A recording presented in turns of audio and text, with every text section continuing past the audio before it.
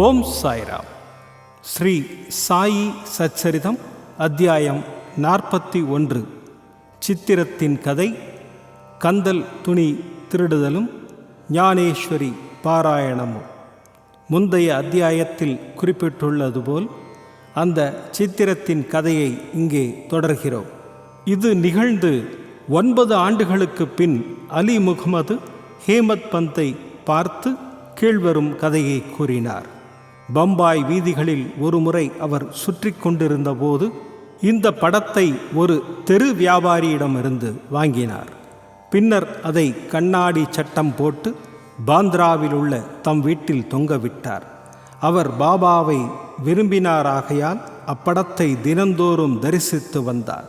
ஹேமத் பந்துக்கு அதை கொடுப்பதற்கு 3 மாதங்களுக்கு முன்பு காலில் உள்ள கட்டி வீக்கத்திற்காக அவருக்கு ஒரு அறுவை சிகிச்சை செய்யப்பட வேண்டியிருந்தது. பம்பாயிலிருந்து அவரது மைத்துனரான நூர் முகமது பீர்பாயின் வீட்டில் அவர் தங்கியிருந்தார். பாந்திராவில் உள்ள அவரது வீடு 3 மாத காலமாக சாத்தப்பட்டிருந்தது. ஒருவரும் அங்கு வசிக்கவில்லை.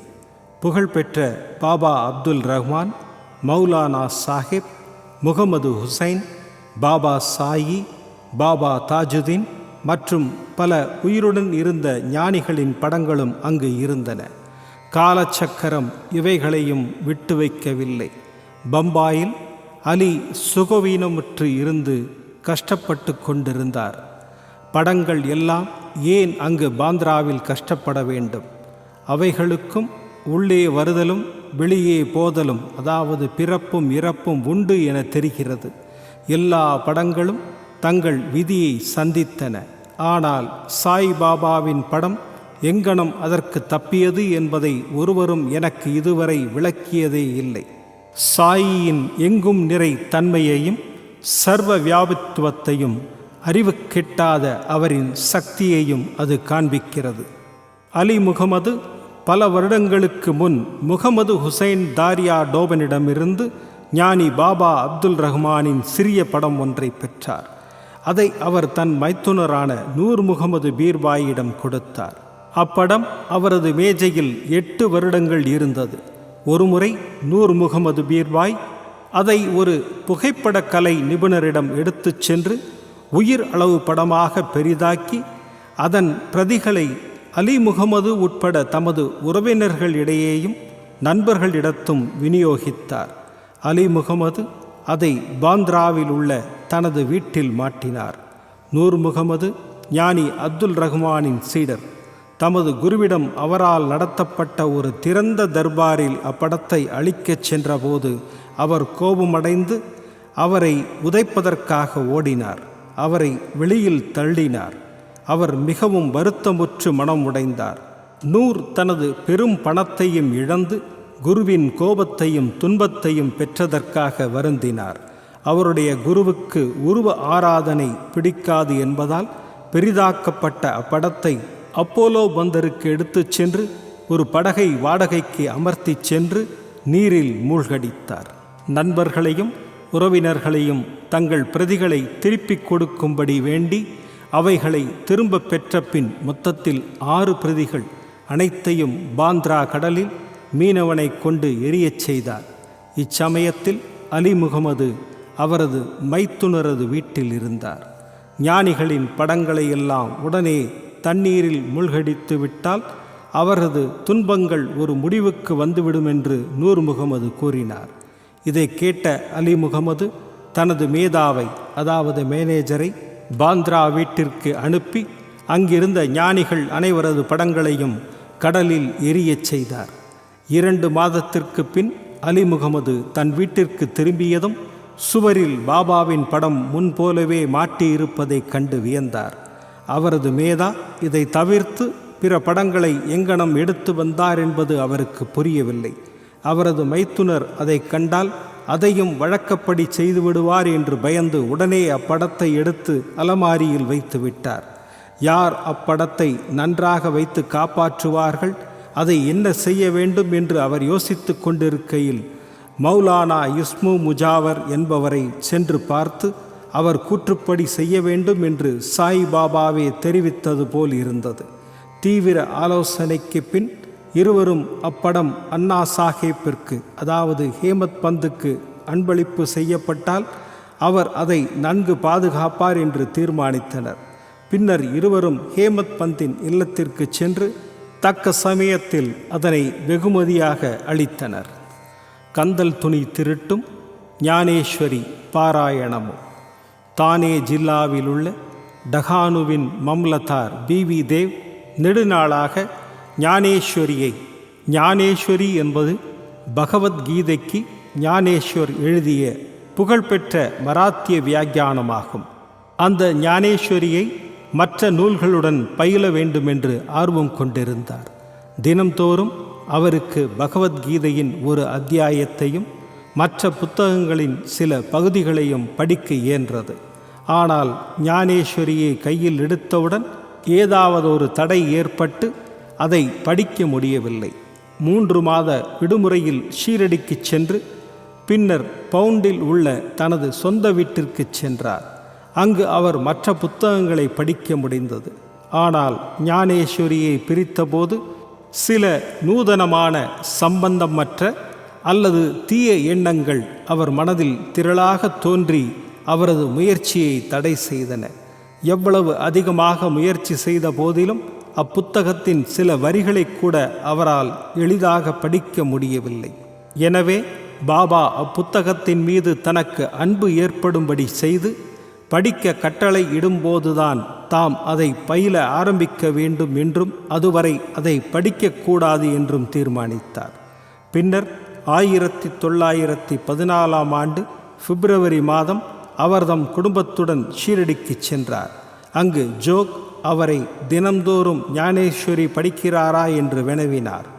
தேவ் தாம் அதை பயில்வதற்கு ஆர்வம் உள்ளவராக இருப்பினும் அதில் வெற்றி பெற இயலவில்லை என்றும் பாபா அவருக்கு கட்டளை இடும்போதுதான் அதை படிக்க ஆரம்பிக்கப் போவதாகவும் கூறினார். அப்புத்தகத்தின் பிரதி ஒன்றை எடுத்துச் சென்று அதை பாபாவுக்கு அளித்து அவரால் புனிதமாக்கப்பட்டு திருப்பி அளிக்கப்படும் போதுதான் அதை படிக்கலாம் என்று ஜோக் அறிவுரை பகர்ந்தார். பாபா அவரது உள்ளத்தை அறிவார் என்பதால் இந்த மாதிரி செய்ய தாம் விரும்பவில்லை என்று தேவ் பதிலளித்தார். அவரது ஆவலை சாயி அறிய மாட்டாரா? அதை படிக்கச் சொல்லி தெளிவான உத்தரவை அவராகவே கொடுக்க மாட்டாரா? பின்னர் தேவ் பாபாவை பார்த்து 1 ரூபாய் தட்சணையாக கொடுத்தார். பாபா 20 ரூபாய் கேட்டார். தேவ் கொடுத்தார். இரவில் அவர் பாலக்ராம் என்பவரை பார்த்து அவர் எங்கனம் பாபாவின் அன்பையும் பக்தியையும் பெற்றார் என்று விசாரித்தார். பாலக்ராம் தாம் எல்லாவற்றையும் அடுத்த நாள் ஆரத்திக்கு பின் தெரிவிப்பதாக கூறினார். தேவ் அடுத்த நாள் தரிசனத்திற்காக சென்றபோது பாபா அவரை 20 ரூபாய் கேட்டார். அவர் அதை விருப்புடன் கொடுத்தார். பின்னர் கூட்டம் அதிகமாக இருந்ததால் தனியாக மசூதியின் ஒரு மூலையில் சென்று அமர்ந்தார். பாபா அவரை தம் அருகில் வந்து அமைதியான மனதுடன் அமரும்படி கூறினார். அங்கனமே அவர் செய்தார். பின்னர் மத்தியான ஆரத்தி முடிவடைந்தது. மக்கள் எல்லோரும் கலைந்து சென்றதும் தேவ் மீண்டும் பாலக்ராமை சந்தித்து பாபா அவருக்கு என்ன கூறினார், எங்கனம் தியானம் செய்ய கற்றுக் கொடுத்தார் என்று அவரது முந்தைய சரித்திரத்தை கேட்டார். பதிலளிக்கும் தருவாயில் பாபா சந்துரு என்ற ஒரு தொழுநோய் கொண்ட அடியவரை தேவ் அழைத்து வரும்படி அனுப்பினார். தேவ் பாபாவிடம் சென்றபோது யாருடன் எதை பற்றி பேசிக்கொண்டிருந்தார் என்று பாபா கேட்டார். அவர் தாம் பாலக்ராமுடன் பேசிக்கொண்டிருந்ததாகவும் பாபாவின் புகழை கேட்டதாகவும் கூறினார். பாபா அவரை மீண்டும் 25 ரூபாய் தட்சணை கேட்டார். அவரும் அதை மகிழ்வுடன் கொடுத்தார். பின்னர் பாபா அவரை உள்ளே அழைத்துச் சென்று கம்பத்தருகில் அமர்ந்து கொண்டு, என்னுடைய கந்தல் ஆடைகளை எனக்கு தெரியாமல் நீ திருடினாய் என்று குற்றம் சாட்டினார். தேவ் கந்தல் ஆடைகளை பற்றி தனக்கு எதுவும் தெரியாதென்று மறுத்தார். ஆனால் பாபா அவரை தேடச் சொன்னார். தேடிய அவரால் ஒன்றையும் காண முடியவில்லை. பாபா கோபமடைந்து, இங்கு வேறு ஒருவரும் இல்லை, நீயேதான் திருடன், தலை நரைத்து கிழவனாகியும் நீ இங்கு திருடுவதற்கு வந்திருக்கிறாய் என்றார். இதன்பின் பாபா பொறுமை இழந்து கடுமையாக கோபமுற்று பலவிதமாக திட்டவும் குற்றம் சாட்டவும் ஆரம்பித்தார். தேவ் எல்லாவற்றையும் அமைதியாக கவனித்து கொண்டு தனக்கு அடியும் கூட கிடைக்கும் என்று எதிர்பார்த்தார். சுமார் 1 மணி நேரத்திற்கு பின் பாபா அவரை வாதாவுக்கு போகச் சொன்னார். அவர் வாதாவுக்கு திரும்பி வந்து பாலக்ராமிடமும் ஜோக்கிடமும் நடந்தவை அனைத்தையும் கூறினார். பின்னர் மாலையில் பாபா தேவையும் மற்ற எல்லோரையும் கூப்பிட்டு அனுப்பினார். தமது வார்த்தைகள் கிழவரை துன்புறுத்தி இருக்கலாம் என்றும், ஆயினும் அவர் திருடி இருப்பதால் தம்மால் வெளியே சொல்லாமல் இருக்க முடியவில்லை என்றும் கூறினார். பின்னர் பாபா மீண்டும் 12 ரூபாயை அவரிடம் கேட்டார். தேவ் அதை சேகரித்து கொடுத்து அவர் முன் சாஷ்டாங்கமாக பணிந்தார். பாபா கூறினார், போதியை அதாவது ஞானேஸ்வரியை தினமும் படித்து கொண்டிரு. வாதாவில் போய் அமர்ந்து தினந்தோறும் ஒழுங்காக கொஞ்சமாவது படி. அவ்வாறு படிக்கையில் நீ படித்த பகுதியை அனைவருக்கும் அன்புடனும் பக்தியுடனும் விளக்கிச் சொல். நான் இங்கு உனக்கு தங்கச்சரிகை போட்ட மதிப்புமிக்க சால்வை அளிப்பதற்கு காத்து கொண்டிருக்கிறேன். அப்படி இருக்க மற்றவர்களிடம் நீ ஏன் கந்தலை திருடுகிறாய்? ஏன் திருட்டு பழக்கத்தை ஏற்படுத்தி கொள்கிறாய்? பாபாவின் மொழிகளை கேட்டு தேவ் மிகவும் மகிழ்ச்சி அடைந்தார். ஏனென்றால் அவர் போதியை படிக்கச் சொல்லிவிட்டார். தாம் விரும்பியதை பெற்றுவிட்டதாக அவர் நினைத்தார். இனி அந்நூலை எளிதாக படிக்கலாம் என்று நம்பிக்கை கொண்டார். மீண்டும் அவர் சாஷ்டாங்கமாக விழுந்து வணங்கி தாம் பாபாவிடம் சரணாகதி அடைந்திருப்பதாக கூறி தம்மை ஒரு குழந்தையைப் போல் பாவிக்குமாறும் தனது பாராயணத்தின் போது உதவி செய்யுமாறும் வேண்டிக் கொண்டார். கந்தலை திருடுவது என்று பாபா கூறியதன் பொருளை அவர் அப்போது உணர்ந்தார். பாலக்ராமிடம் பாபாவை பற்றி அவர் கேட்டதெல்லாம் கந்தல் என்று பொருள் கொள்ளப்பட்டது. இந்நடத்தை பாபாவுக்கு பிடிக்கவில்லை. எக்கேள்விக்கும் பாபா தாமே விடையளிக்க தயாராக இருக்கும்போது மற்றவர்களை கேட்பதையும் அனாவசியமாக பிறரிடம் விசாரிப்பதையும் அவர் விரும்பவில்லை. எனவே பாபா அவரை திட்டி தண்டனைக்குள்ளாக்கினார். உண்மையில் பாபா அவரை துன்புறுத்தவோ திட்டவோ இல்லை என்றும், பாபா தமது ஆசைகளை பூர்த்தி செய்ய ஆவலாய் இருக்கும்போது வீணாக மற்றவர்களை கேட்டுத் தெரிவது பயனில்லை என தனக்கு போதித்ததாகவும் நினைத்தார். தேவ் இத்திட்டல்களை எல்லாம் புஷ்பங்களாகவும் ஆசீர்வாதமாகவும் கருதி திருப்தியுடனும் மனநிறைவுடனும் வீட்டுக்குச் சென்றார். இவ்விஷயம் இத்துடன் முடிவடைந்து விடவில்லை. பாபா படிப்பதற்கு உத்தரவு செய்ததோடு மட்டும் நின்றுவிடவில்லை. அந்த வருடத்திற்குள் அவர் தேவிடம் சென்று அவரின் முன்னேற்றத்தை பற்றி வினவினார். 1914ஆம் ஆண்டு ஏப்ரல் 2ஆம் தேதி வியாழக்கிழமை காலை பாபா அவருக்கு தெய்வீக காட்சி ஒன்றை அளித்தார். மேல் திண்ணையில் அமர்ந்து கொண்டு தேவ் போதியை புரிந்து கொண்டாரா என்று கேட்டார். அதற்கு தேவ் இல்லை என்று பதில் சொன்னார். அதற்கு பாபா, பின் எப்போது நீ புரிந்து கொள்ளப் போகிறாய் என்றார். தேவ் அழுகை பொங்க, நீங்கள் உங்கள் அருளை பொழிந்தாலன்றி பாராயணம் ஒரு தொந்தரவாகவும் புரிந்து கொள்ளுதல் கஷ்டமாகவும் இருப்பது நிச்சயம் என்றார்.